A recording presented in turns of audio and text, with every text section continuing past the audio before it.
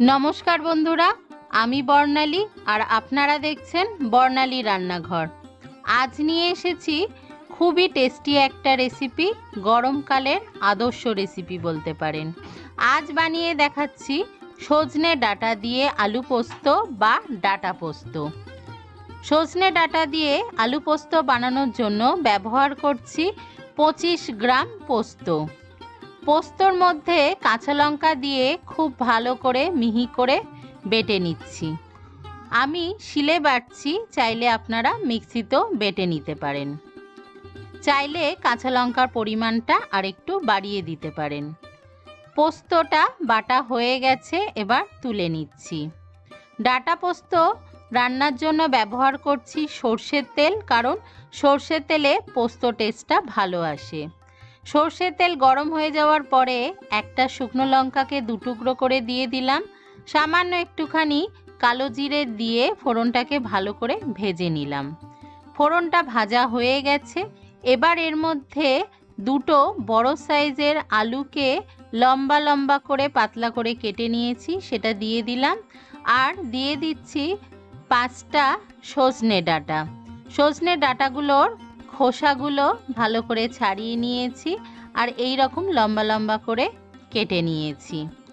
সামান্য একটুখানি নুন দিয়ে ভালো করে ফ্রাই করে নেব। নুনটা নিজেদের স্বাদ অনুযায়ী দেবেন, খুব বেশি লাল লাল করে ভাজার দরকার নেই, হালকা একটু ফ্রাই করে নিলেই হবে।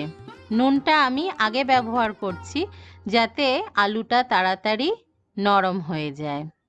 সজনে ডাঁটা আলুটা ভাজা হয়ে গেছে, এবার এর মধ্যে দিয়ে দিচ্ছি সামান্য একটুখানি চিনি।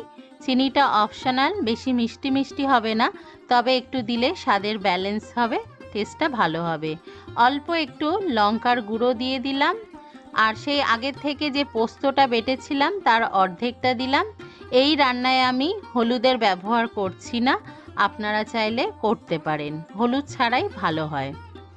এবার ভালো করে কষে নেওয়ার পরে দিয়ে দিচ্ছি 1.5 কাপের মতো জল। বেশি জল দেওয়ার দরকার নেই, কারণ ডাঁটার আলুটা অলরেডি ফ্রাই করা আছে আর পাতলা করে আলু কাটা আছে, সেদ্ধ হতে বেশি সময় লাগবে না। ঢাকা চাপা দিয়ে এটা সেদ্ধ করে নিচ্ছি। আমার মোটামুটি 10 থেকে 12 মিনিটের মতো লাগলো সেদ্ধ হতে। আপনাদের আলুর কোয়ালিটি আর গ্যাসের ফ্লেমের ওপর নির্ভর করছে কতটা সময় লাগবে আলুটা সেদ্ধ হতে। মোটামুটি এরকম অল্প গা মাখা ঝোল যখন হবে তখন এর মধ্যে সেই বাকি পোস্ত বাটাটা দিয়ে দিতে হবে। পোস্ত বাটাটা শেষেও একটু দিলে পোস্তর ভালো গন্ধ হয় আর রান্নার টেস্টটা অনেক ভালো হয়। ভালো করে মিশিয়ে নিলাম। এবার গ্যাসটাকে বন্ধ করার আগে দিয়ে দিচ্ছি 2 টিস্পুন কাঁচা সর্ষের তেল। কাঁচা সর্ষের তেল দিয়ে পোস্ত নামানোর সময় দিলে টেস্টটা খুব ভালো হয়। ফ্লেমটাকে অফ করে দিয়ে ভালো করে মিশিয়ে নিচ্ছি আর ঢাকা চাপা দিয়ে 10 মিনিটের জন্য স্ট্যান্ডিং টাইম দিয়ে গরম গরম ভাতের সাথে আমি পরিবেশন করেছি ডাঁটা পোস্ত বা সজনে ডাঁটা দিয়ে আলু পোস্ত। আপনাদের যদি আমার এই রেসিপিটা পছন্দ হয় অবশ্যই লাইক করবেন, কমেন্ট করবেন, আর যারা এখনও বর্ণালী রান্নাঘর সাবস্ক্রাইব করেননি অবশ্যই সাবস্ক্রাইব করবেন। দেখা হবে পরের রেসিপির সাথে। সবাই ভালো থাকবেন, ভালো খান, সুস্থ থাকুন, বাই।